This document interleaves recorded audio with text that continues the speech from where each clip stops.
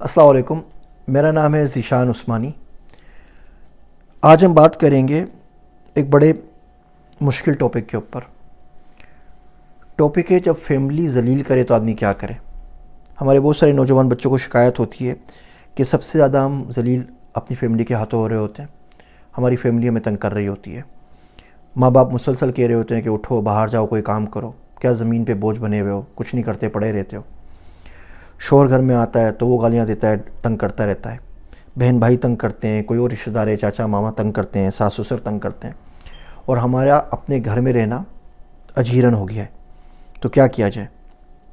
تو سوچا آپ سے دو چار باتیں عرض کر دوں۔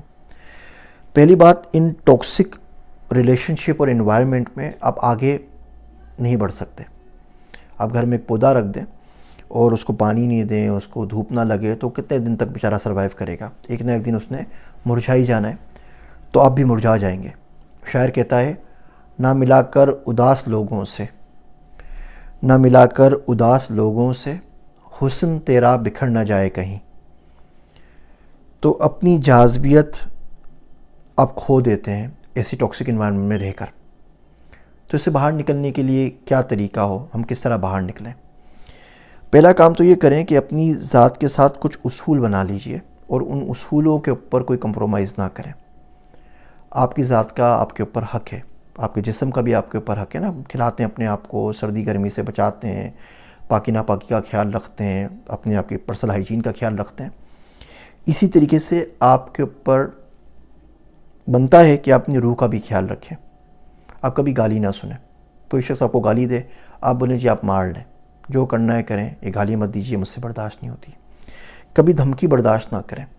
فیئر کے اندر رہ کر، ڈر اور خوف کے اندر رہ کر بندہ کچھ نہیں کر سکتا، اس کا دماغ کام کرنا بند کرتا ہے، وہ ایک لمحہ ایک قدم آگے نہیں چل سکتا، وہ ڈیسیشن ہی صحیح نہیں لے سکتا۔ جو شخص خوف اور ڈر کے اندر ہو، وہ ڈیسیشن اس قابل ہی نہیں ہوتا کہ ڈیسیشن صحیح لے سکے۔ دھمکی برداشت نہ کریں۔ جو دھمکی دے، آپ بولے آپ نے مارنا ہے آپ مار دیجئے، جو کر گزرنا ہے کر گزریے، دھمکی مت دیجئے، یہ مجھ سے برداشت نہیں ہوتی۔ تیسرا کام یہ کریں کہ اپنی زندگی کو آسان بنا لیجئے، سادگی کے اوپر آ جائیے۔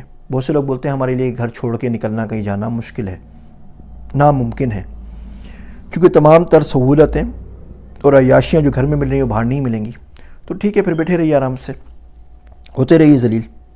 مثال دینی تو نہیں چاہیے، سمجھانے کے لیے دے رہا ہوں کہ آپ گھر میں کوئی جانور پالتے ہیں تو آپ کے ہاتھ میں ہوتا ہے نا کہ جب چاہے اس کو بٹھا دیں، جب چاہے کھڑا کر دیں، جب چاہے سونے دیں، جب چاہے نیند سے جگا دیں، جب چاہیں اس کو باہر واک کے اوپر لے جائیں، جب چاہے واپس لے کر آ جائیں۔ اس کی اتنی مرضی تو کوئی نہیں ہوتی، کیونکہ آپ اس کو کھانا دے رہے ہیں، آپ اس کو خیال رکھ رہے ہیں، آپ اس کے مالک ہیں۔ تو اگر آپ نے ویسی زندگی گزارنی ہے تو گزارتے رہیے، پھر کمپلین نہ کیجیے، ورنہ کوشش کریں باہر چلے جائیں۔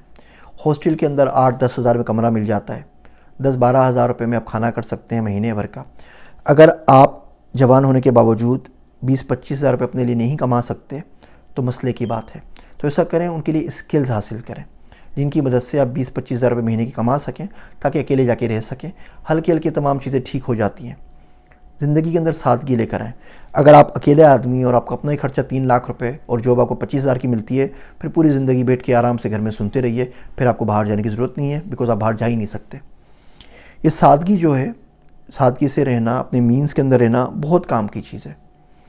میرا ایک دوست ہے عبداللہ، وہ گیا مولانا عبدالستار صاحب سے ملنے کے لیے، جو فہم دین والے نا کراچی کے اندر۔ تو اس کو بڑا حیرت ہوئی کہ وہ ظاہر بات ہے، وہ کروڑوں اربوں کا کام کرتے ہیں صدقہ خیرات کا۔ تو ان کی چپل دیکھی، وہ جو 2 پتی والی چپل آتی ہے ہمارے پاس پاکستان میں 100-150 روپے کی، وہ پہنی ہوئی تھی، جس کا ڈر ہی لگا رہتا ہے کہ ابھی ٹوٹی کہ ابھی ٹوٹی۔ جوڑا بھی ان کا تھا، وہ بھی کوئی 100 روپے گز کے حساب سے جوڑا تھا۔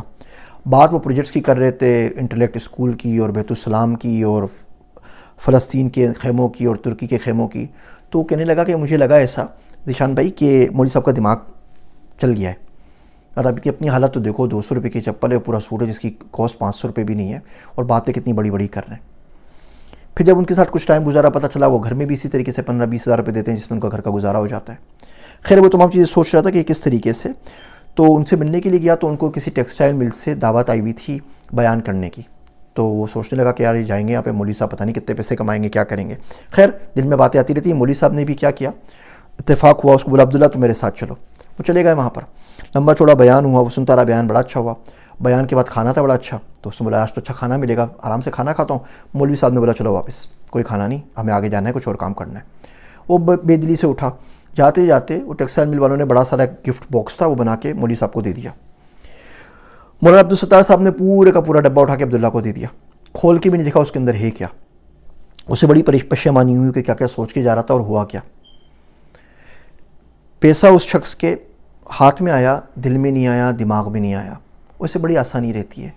اگر آپ دیکھیں سادگی سے، اگر آپ 20,000 میں، 25,000 میں، 50,000 میں اپنا مہینہ گزار سکتے ہیں، اب آپ کو اس کی ریکوائرمنٹ ہے، اوپر جتنا ملے اتنا اچھا ہے، اتنا زیادہ کمائے اچھی بات ہے، لیکن زندگی کے اندر بیسکس کے اوپر آ جائیے کہ خدا نہ خواستہ مشکل وقت پڑے، خدا نہ خواستہ زندہ رہنا پڑ جائے تو اپنی عزت نفس کا سودا نہ کرنا پڑے، اپنی خودداری کا، اپنی انا کا سودا نہ کرنا پڑے۔ اللہ سبحانہ و تعالیٰ نے ہم سب کو آزاد پیدا کیا ہے، بندے کو آزاد رہنا چاہیے۔ جب آپ اچھی انوائرمنٹ میں ہوتے ہیں، جب اپنے ڈیسیشنز خود لے سکیں، جب اپنے بارے میں سوچ سکیں، جب جو چاہیں وہ کر سکیں، تو یقین مانیے آپ کو آگے بڑھنے سے کوئی نہیں روک سکتا۔ سادگی سب سے آسان علاج ہے خود مختاری کا۔ میری باتیں سننے کا شکریہ۔ میں ہوں آپ سب کا ذیشان عثمانی۔